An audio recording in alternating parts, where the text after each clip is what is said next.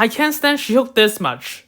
So, here's another video. Especially what the fuck is this shitty finale? Let's compare one scene in a tense situation. It will be similar to what I did in part 1. So let's get right into it. So the scenes I will be comparing is like this. It will be from 2 superhero shows from episode 1. Well, comedic superhero shows. From a unique concept about everyday situation injected with superheroes. Made by Disney. Of the main character showing themselves to the other world for the first time. Risking their true identity during an emergency case, which they are not prepared for, related to their abilities of saving people. One side we have Jen transforming herself in court, revealing her other side to the public for the first time. Another will be a Disney sitcom show, several years prior, called Mighty Med, when Cass and Oliver first arrived to the superhero hospital, which they only discover right now, with a sudden superhero just arrived in need. Let's compare. That my client was well within his right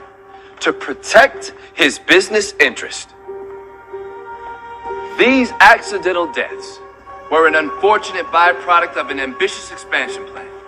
What kind of shitty argument is this? People can die just to protect his business? Anyway, Jen is in court for a case. When she's about to give a speech... Why would you do that? It's stupid you would try this. Attacking a place with the most law involved. And why? Subsequent episode didn't even answer this. And lucky it's this courtroom. And not any other in the world. Or any other day. Who the hell are you? Not even because of Jan. So that's bullshit and even fucks with Titania. But how's Mighty Med doing? Well, to be fair, it is contrived how they got stuck in this. And a superhero right in there at the same time when they got stuck. But on the other hand, it's logical Cass will follow him there. I know it doesn't make any sense, but it looks exactly like him. He had the same crooked nose, the same scar on his cheek. He even had a wispy beard. Which is shown before. There it is. The meteorite of Xandor. The source of Tecton's immeasurable powers. I have to have this. If you have to use the restroom, please don't go in the cauldron of Crepulan. That was one time. Okay, twice. He will be dumb, curious, and nerdy enough to do so. They accidentally stumbles and pulls on a toilet plug that reveals a symbol. Consider they are stuck in this. Makes sense Cass will trip and Oliver will hold on to something. Right next, Oliver solves the puzzle, and Cass pushes the button when Oliver is still thinking. Makes sense when one is brighter and more logical, but the other is more rash but brave. Oh, Oliver, come here and kiss me, but be gentle because you know I'm made of cardboard. Cat, stop! You heard Wallace and Clyde. No touching the merchandise. This is so typical. You always do these crazy things and expect me to just follow you.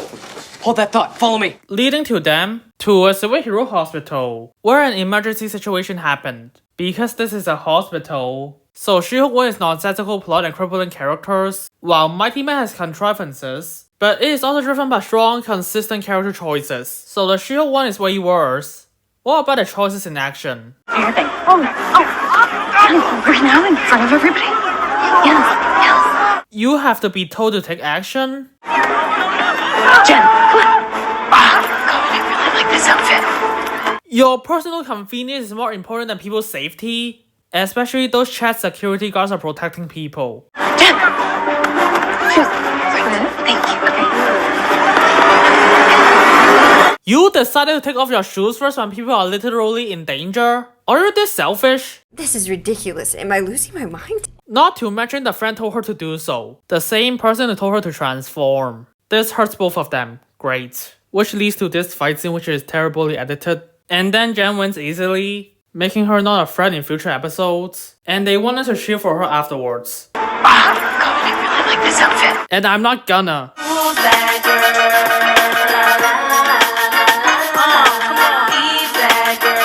Small nitpick, that's a pretty bad song. And I heard better songs with Who's That Girl? Who's that girl? Who's that girl? Who's that girl? This entire sequence is abysmal with characters, acting contradictory and immorally. I thought you are a defense attorney, Jan. Show them that they will be held accountable, because those with the most power have the most to answer for. Why are you even defending people in need? Anyways, now's the turn for the other show. I've got a non-responsive hero. Temperature is 4,000 degrees Fahrenheit, and he's oozing weird blue glowing stuff. It tastes like hummus. This dude needs medical attention stat! We are given an explanation how this is called for an emergency. That's the Crusher, the strongest man in the universe. Yeah, what's wrong with him? He's going into cardiac arrest, people! Despite they only now realize superheroes are real, and need to keep the fact they are just humans in secret, adding they are not even doctors. Unlike Jan, they show concern and ask for what happened, with the nurse explaining the urgency of the situation, good for character and the progression of the plot.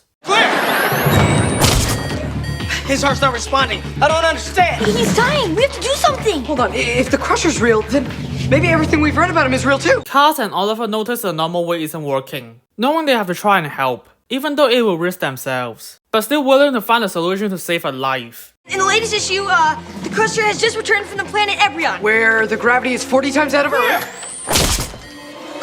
Maybe the extreme gravity pulled his heart from his chest down to his feet. Oh, they're shocking the wrong place. This is actually a very logical through line for them. Both of them are comic book nerds and they know who the heroes are. Would you rather have freeze frames, power to stop time, but you have to talk like a chicken brock? Or Tecton's immunity to pain, but you have to wear a diaper? The meteorite of Xandor, the source of Tecton's immeasurable powers.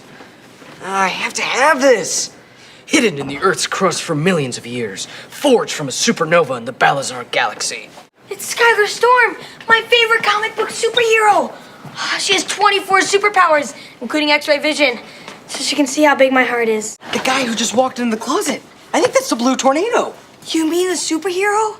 Who can spin at the speed of sound? It's the symbol of Caduceo, the legendary healer of superheroes. Therefore, when they know the Crusher is real, who they recognize from the comics, it's a fair assumption what happens in the comics are real, and able to understand what is happening in the latest issue. Especially, this is explained in future episodes. Let us help write the comic books. We can make them much better. The comic books aren't works of fiction.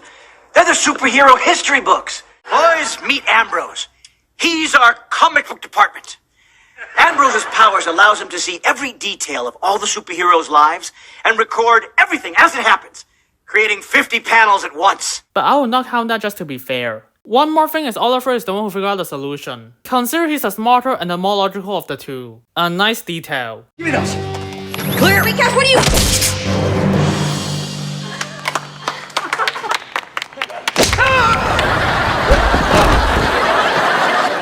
Ending with Cass immediately taking action. He might be rash, but he's also braver. And telling the doctors only costs more time, compared to doing it himself. With only after it ends, they have a long-term joke about it, set up before. That's the Crusher, the strongest man in the universe. Which She-Hulk broke the tone and character of the scene, by placing in the middle of it. Now they can naturally progress to the next scene. Guys, what are you doing? We're not doctors. You're not? Guards! Oh no, we're not guards either. Just so in character. With that, we summarizes both shows. Made by Disney, so they do care about writing superhero comedy shows. At least once upon a time, one cares about the characters, well-timed humor, and plot progression. To be fair, they're not really perfect in that part, but it's way better than what She-Hulk did, and adding more character-destroying elements, which actually hurts future episodes. Seriously, why the fuck do you want to face She-Hulk again? After she easily beats you, then how do you even get released that soon? If you actually cares about it, and actually taking comments seriously, or just ignore it and do your job, but you decide to do the opposite, trolling us by literally having an AI writing the entire MCU. Because we complain the scripts are AI generated, and now we have the horrible main character rewriting her story. Zero impact to her after she found she's just a meat puppet. Crumbling the world building and character again. Let's also put our entire writing team in the show. We are actually the gods of the MCU. Because why the fuck not you self-indulgent pricks? This one scene just shows how much you just don't care about it. Bleeding into the entire show of writing this. Just write a random nonsense, as long as it is cool for you. If you care, you can write something funny, smart, and engaging. Audience will like and support. So, you want us to work here? Not us, you. Your friend over there seems a bit off. I don't know what this button does.